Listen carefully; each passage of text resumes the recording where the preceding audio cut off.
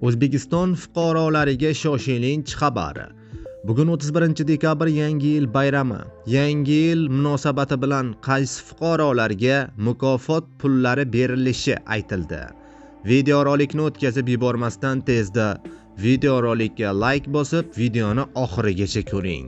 Assalomu alaykum, hurmatli tomoshabinlar. Tezkor yangiliklardan, birinchilardan bo'lib xabardor bo'lishni istasangiz, videorolik ostiga like tugmachasini bosib qo'yishni unutmang. Like bosgan insonni Xudoyim doim qo'llasin. Diqqat qiling, Yangi yil munosabati bilan bayram mukofotlarini berish majburiymi?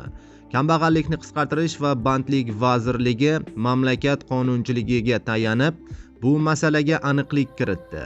Mehnat kodeksining 252-moddasiga muvofiq, ya'ni rag'batlantiruvchi xususiyatga ega to'lovlarga ko'ra, mukofot va boshqa rag'batlantiruvchi to'lovlar tartibi ish beruvchi tomonidan belgilanadi hamda jamoa shartnomasi yoki ichki hujjat bilan rasmiylashtiriladi.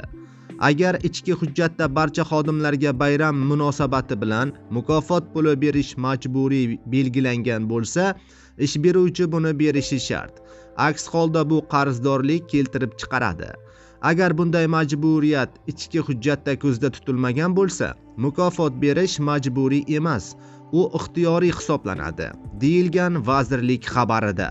Ta'kidlanishicha, mukofotlanishda kamsitishga yo'l qo'yish Mehnat kodeksining 4-moddasiga, mehnat huquqining tegishli mehnat va mashg'ulotlar sohasida kamsitilishi taqiqlanishi, ya'ni prinsipida ko'zda tutilgan.